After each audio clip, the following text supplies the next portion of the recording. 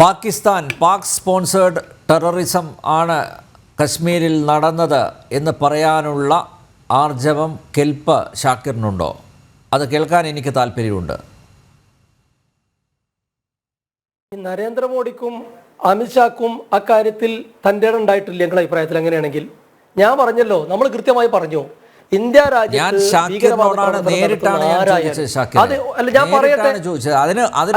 ഞാനതിന് മറുപടി പറയട്ടെ. എന്റെ ഇക്കാര്യത്തിൽ ഞാൻ വിശ്വസിക്കുന്നത് ഇക്കാര്യത്തിൽ ഞാൻ വിശ്വസിക്കുന്നത് നിങ്ങൾ നേരത്തെ പറഞ്ഞതുപോലെ ഇന്ത്യയുടെ ഉത്തരവാദപ്പെട്ട സ്ഥാനത്തിരിക്കുന്ന പ്രധാനമന്ത്രിയും ആഭ്യന്തരമന്ത്രിയും ആ കാര്യം വെളിപ്പെടുത്തിയാൽ നമുക്കത് ഇവരോടൊന്നല്ല, രാജ്യത്തിനെതിരെ യുദ്ധത്തിന് വരുന്ന ഏത് ആളുകളായാലും രാജ്യമായാലും അവർക്കെതിരെ അതിശക്തമായി എന്താ പറയാ, യുദ്ധമാണെങ്കിൽ യുദ്ധം, വേറെ ഏതെങ്കിലും രീതിയിലുള്ള പ്രതികരണമാണെങ്കിൽ അങ്ങനെ ചെയ്യണമെന്നാണ്. നിങ്ങൾ എന്തിനാ സംശയിക്കുന്നത്? ഞാൻ ചോദിക്കട്ടെ, തീവ്രവാദ രാഷ്ട്രമാണോ പാകിസ്ഥാൻ? ഒരു തീവ്രവാദ രാഷ്ട്രമാണോ? അങ്ങനെ എന്താ പറയാ, നമ്മൾ എന്തെങ്കിലും ഡാറ്റ എടുത്ത് നമ്മളെടുത്ത് വേണം അതിനെതിരെ പറയുന്നുണ്ടെങ്കിൽ ഞാനിപ്പോ നമ്മൾ സംസാരിക്കുന്നത് അല്ല, അഖണ്ഡതയ്ക്കും അതുപോലെ ഭാരതത്തിന്റെ സുരക്ഷയ്ക്കും നിരന്തരം ഭീഷണി ഉയർത്തുന്ന, നിരന്തരം നമുക്കറിയാലോ, നമ്മുടെ അതിർത്തികളിൽ പട്ടാളക്കാരെയൊക്കെ സമ്മതിക്കണം, വലിയ സല്യൂട്ട് കൊടുക്കണം, നിരന്തരം ഉപദ്രവിക്കുന്ന, കടന്നു കയറുന്ന, അതിനൊക്കെ എല്ലാ തരത്തിലുള്ള പ്രചോദനം നൽകുന്ന പാകിസ്ഥാൻ മതഭീകരത അത് കൊണ്ടു നടക്കുന്ന ഒരു ടെററിസ്റ്റ് സ്റ്റേറ്റാണ് എന്ന് പറയാനുള്ള ആർജവം പോലും ഷാക്കിറിനില്ല. ഷാക്കിർ എന്തിനാണ് ഷാക്കിർ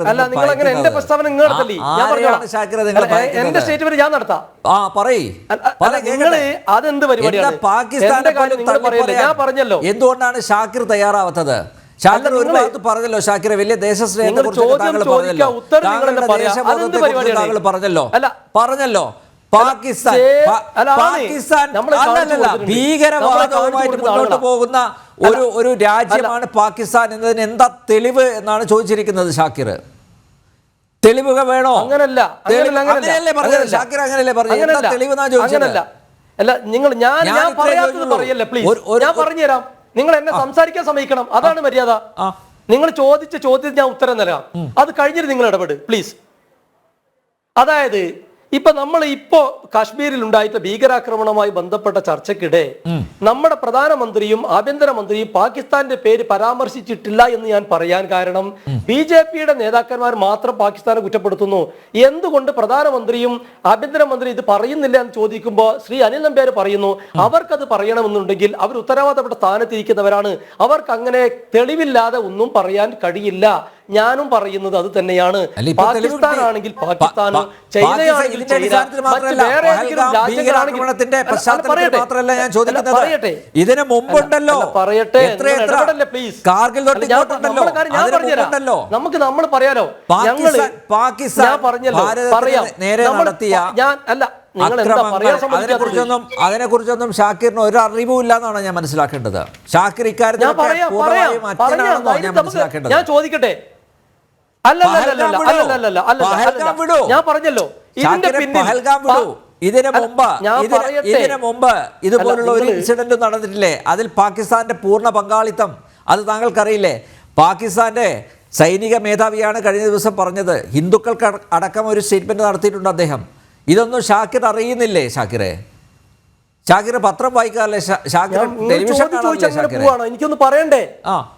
അല്ല, നിങ്ങൾ ചോദിക്കുന്നത് എന്താ തെളിവുള്ളത്? പാകിസ്ഥാൻ ഒരു ഭീകര രാഷ്ട്രമാണ് എന്നതിന് എന്ത് തെളിവാണുള്ളതെന്നാണ് ഷാക്കിർ ചോദിക്കുന്നത്. നിങ്ങൾ ചോദ്യം ചോദിച്ച് നിങ്ങൾ കുറച്ച് ദിവസമായിട്ട് സംസാരിക്കാൻ സമയം തരാറുണ്ട്, ഇപ്പൊ ഇടപെട്ട് തടസ്സപ്പെടുത്താണ്.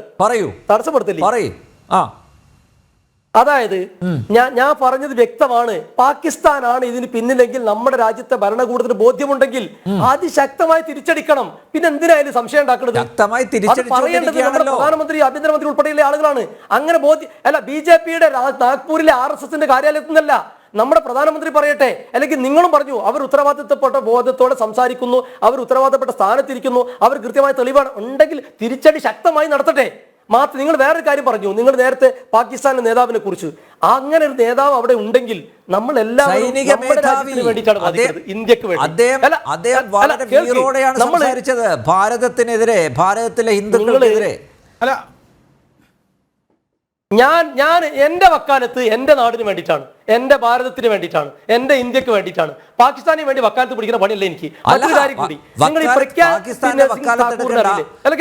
പാകിസ്ഥാനെ എന്തുകൊണ്ടാണ് തള്ളിപ്പറയാത്തത്? ഞാൻ ഇന്ത്യക്കാരനല്ല. ഞങ്ങളുടെ അവസാന ശ്വാസം വരെ നമ്മൾ രാജ്യത്തിന് വേണ്ടി നിലകൊള്ളുന്ന ആളുകളാ. അല്ല, എനിക്ക് തോന്നുന്നില്ല താങ്കൾ പാകിസ്ഥാനെ സപ്പോർട്ട് ചെയ്യാണ്. ഞാൻ അങ്ങനെയാ മനസ്സിലാക്കുന്നത്.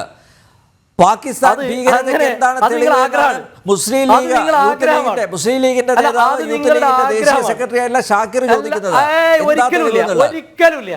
ഞങ്ങൾ അങ്ങനെ ലീഗിന്റെ പേര് ലീഗിനോട് രാജ്യസ്നേഹമുള്ള ഒരു പാർട്ടി ഈ രാജ്യത്തില്ല. ഞങ്ങൾ തീർത്ത് പറഞ്ഞിട്ടുണ്ട്, നമ്മൾ ഭാരതീയരാണ്, ഇന്ത്യക്കാരാണ്. ഇന്ത്യക്കെതിരെ ആര് അവർക്കെതിരെ യുദ്ധം ചെയ്യാൻ ഞങ്ങളുണ്ടാകും. വിഭജനത്തിൽ മുസ്ലിം ലീഗിന്റെ പങ്കെന്താ? അത് RSSന്റെ പങ്കാണ്. രാജ്യത്തെ വിഭജനം ഉണ്ടാക്കിയത് RSSന്റെ ആണ്. RSS ആണ് ആദ്യമായി അങ്ങനെ സമിതി മുന്നോട്ട് വെച്ചിട്ടുള്ളത്. നിങ്ങൾ ചരിത്രബോധം, നിങ്ങളുടെ തെറ്റിദ്ധരിപ്പിക്കല് ഇപ്പൊ ഈ ആധുനിക കാലത്ത് ചെലവാകൂല. നിങ്ങൾ മുസ്ലിം ലീഗ് അല്ല, കൃത്യമായി ചരിത്രം പഠിക്ക്. മുസ്ലിം ലീഗ് എന്നാണ് ലണ്ടനിലെ സമ്മേളനം വരെ മുസ്ലിം ലീഗ് ശക്തമായി എതിരായിരുന്നു. ഇന്ത്യ വിഭജനത്തിന് അവസാന സമയം വരെ മുഹമ്മദ് ജിന്ന ലണ്ടനിൽ പോയപ്പോ നോക്ക്, നിങ്ങൾ ചർച്ച പഠിച്ചിരിക്കുന്നു.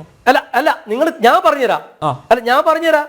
ഇപ്പൊ മുഹമ്മദ് അലി ജിന്ന 1946 ലണ്ടനിൽ പോയ സമയം വരെ അതിശക്തമായി ഈ വിഭജനത്തിന് ലീഗ് എതിരായിരുന്നു, ജിന്ന എതിരായിരുന്നു എന്ന് പറഞ്ഞിട്ട് അവിടുത്തെ വിദ്യാർത്ഥികൾ ജിന്നയെ ബഹിഷ്കരിച്ച കഥയൊക്കെ നിങ്ങൾക്ക് അറിയില്ലേ? RSSന്റെ സൃഷ്ടിയാണ് ഈ വിഭജനം.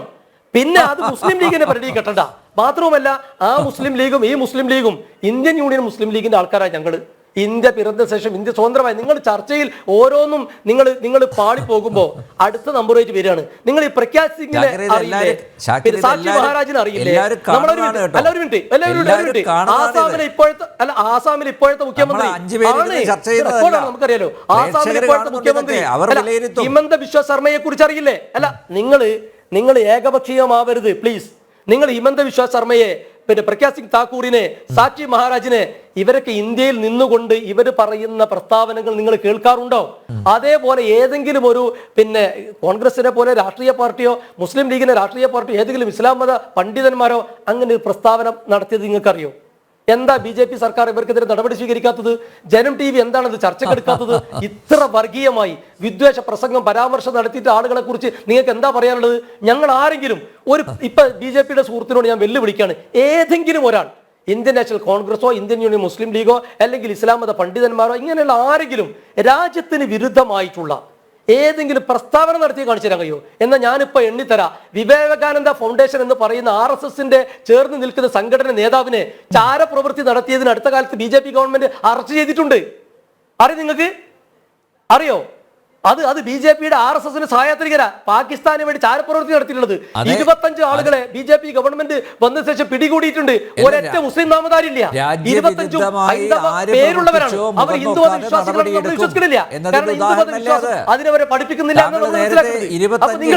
നിങ്ങൾ ഏത് കണക്കെടുത്തോ, ഏത് ഡാറ്റ എടുത്തോ, ഏത് ചരിത്രം എടുത്തോ, രാജ്യത്തെ ഒറ്റിക്കൊടുത്ത 25 ഹിന്ദു നാമധാരികളുടെ പേര് പറഞ്ഞല്ലോ. അവർക്കെതിരെ നടപടിയെടുത്ത് എന്തുകൊണ്ടാ? രാജ്യവിരുദ്ധത ഒരു കാരണവശാലും ഈ സർക്കാർ അംഗീകരിക്കില്ല. അതുകൊണ്ട് തന്നെയാണ് നടപടിയെടുത്തത്. ഇനിയും എടുക്കും. പക്ഷെ അതുപോലെയല്ലല്ലോ ഷാക്കിറിനെ പോലുള്ള ഒരു നേതാവ് ചോദിച്ചത് എന്താ? അങ്ങനെ പാകിസ്ഥാൻ ഭീകരവാദവുമായി മുന്നോട്ട് പോകുന്നതിന് എന്താണ് തെളിവ് എന്നാണ് ഷാക്കിർ ചോദിച്ചത്. ഷാക്കിറിന്റെ ആ ചോദ്യം എന്നെ അത്ഭുതപ്പെടുത്തി. എന്തായാലും ഇനി ഒരു 10-15 മിനിറ്റ് കൂടെ ശേഷിക്കുന്നുണ്ട്. ഷാക്കിറിന് വേണമെങ്കിൽ തിരുത്താം. ആ ഒരു അവസരം കൂടി ഞാൻ തരികയാണ്. തിരിച്ചെത്താം.